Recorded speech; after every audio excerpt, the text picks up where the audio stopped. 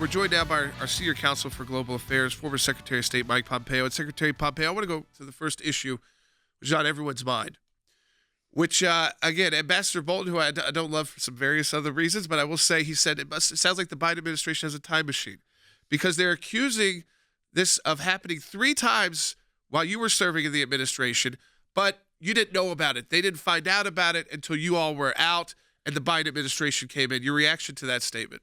Yeah, look, speaking for just me, I certainly never knew about it. No one briefed me on a balloon the size of 3 buses flying over the continental United States for a handful of days. I think I would have known as CIA director or as Secretary of State. And we now have Ambassador Bolton, Ambassador Bryan, 2 national security advisors. My former classmate at West Point, Mark Esper, all saying it didn't happen. They now say it did and that they just pieced it together. I am befuddled by that.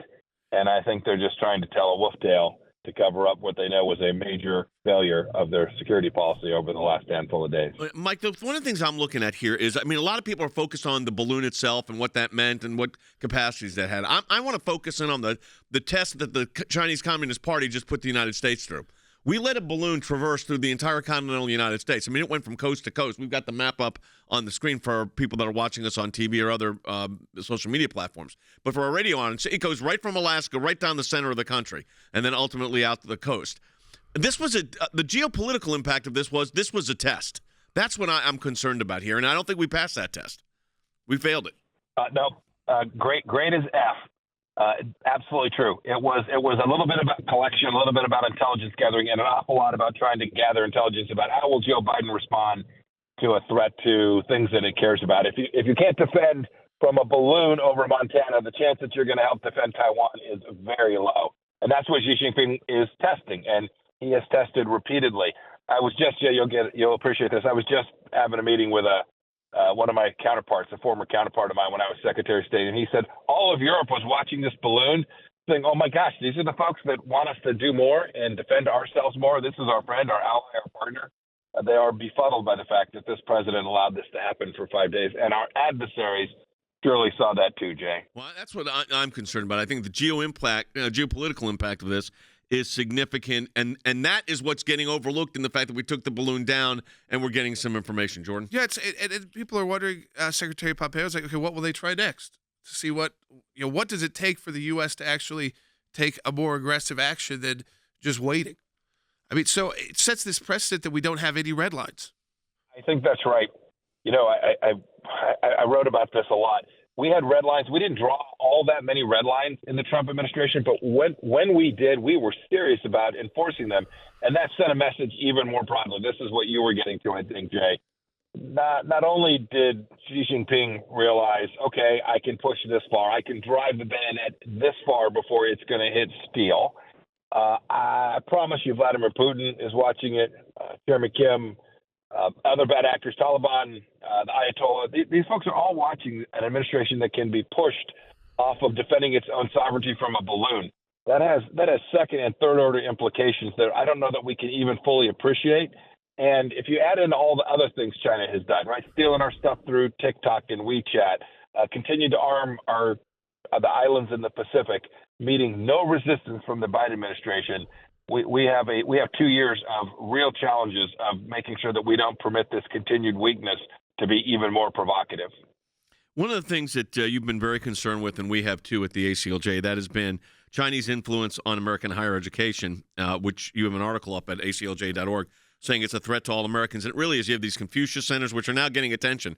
But the Chinese Communist Party has a multiple strategy approach in dealing with impacting and influencing the United States, right even to the college level. That's right. Certainly in our elementary and high schools, but also at the universities. There's 2 main thrusts, Jay. The first is, they spend an enormous amount of money doing research. We saw this at the Penn Biden Center, right? Chinese money going to a former vice president of the United States and that institution. That money allows them to do research and conduct influence operations inside those universities. I don't think there's a single university, Jay, that isn't dependent on Chinese money to keep their engineering labs open and their research institutions fully functioning. And then second, we have 360,000 or so Chinese students studying here in the United States of America. They're not all spies. They're not all here for indecent missions. but the Chinese Communist Party is absolutely using them as tools of Chinese influence, propaganda, and trying to figure out how it is they can undermine our way of life. They talk about an America being in decline. They're not just observers. They are working to make that happen. Which brings up this question I want to go back to, and I think it'd be important for our audience to understand. So, as Secretary of State, as the director of the CIA, in a situation like this develops, balloon coming in from the Chinese government over the United States, what actually happens inside government?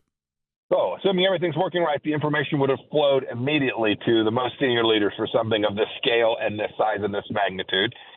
We would have all either gathered in person, or if we were traveling, we'd have been on the phone within a handful of hours, sorting through option sets that would have been delivered by the Department of Defense and then reviewed at the State Department and elsewhere to say, what's the best course of action? And we would have immediately taken an option set to the president.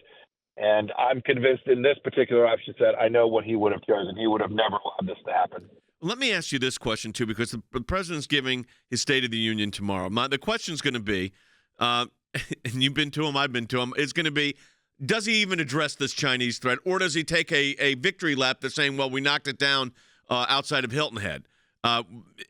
It's going to be very interesting. Does he send a warning to China in his messaging tomorrow, or does he ignore this? Oh, I hope he does. But, Jay, there's nothing in evidence that would suggest that's what he's going to do.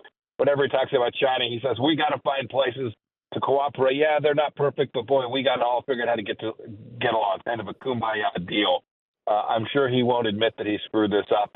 He'll claim he'll do a victory dance if he mentions the balloon and all. But it's like when a spy came in and stole all your stuff and then you wrapped him up after all the damage was done. One should never claim such a victory. I want to take Kim's call from Maryland, Mr. Secretary, because I think it's a great question. Kim, go ahead. You're on the air. Hi. Thank you for taking my call today. Under another administration, would this balloon act be considered an act of war? So great question there from Kim, Mike, and you would know because you were the Secretary of State and the Director of Intelligence, Director of the CIA under the previous administration. Is it an act of war? Now, there's a legal definition to an act of war, and it does ramp things up. But how would you view this in the threat matrix? Kim's question is a really good one. I know 1,000 lawyers can give you 1,000 answers to whether it be a legal act of war. But make no mistake about it, they intentionally, knowingly violated American sovereignty with the intention to damage the United States of America. That is a hostile action for sure and requires a response, a defensive response, one that we should have taken over the Aleutian Islands, not over the Atlantic, but more than that. And I hope President Biden will lay that out tomorrow. I hope he'll describe these are the costs we're going to impose on the Chinese Communist Party if they continue these kinds of behaviors. It is unacceptable just to say, gosh, we caught them after they stole our stuff, and aren't we great? That will only encourage more Chinese activity just like this. Yeah, so Kim, if you're still listening, let me tell you what this is. It would be deemed at a minimum an act of provocation. That doesn't mean it's an act of war. It's an act of provocation. And those classifications mean something for international laws of armed conflict. We have lawyers that deal with that, and as the Secretary said, you could get 100 lawyers giving you different rationale and arguments. But what we do know is this was an act against the United States that was strategic in the Chinese Communist Party's mind. Mr. Secretary, as always, we appreciate you being part of the team and appreciate your insight. Thanks for being with us. Yeah, check out ACLJ.org. See Secretary Pompeo's new piece. The Chinese influence on American higher education is a threat to all Americans.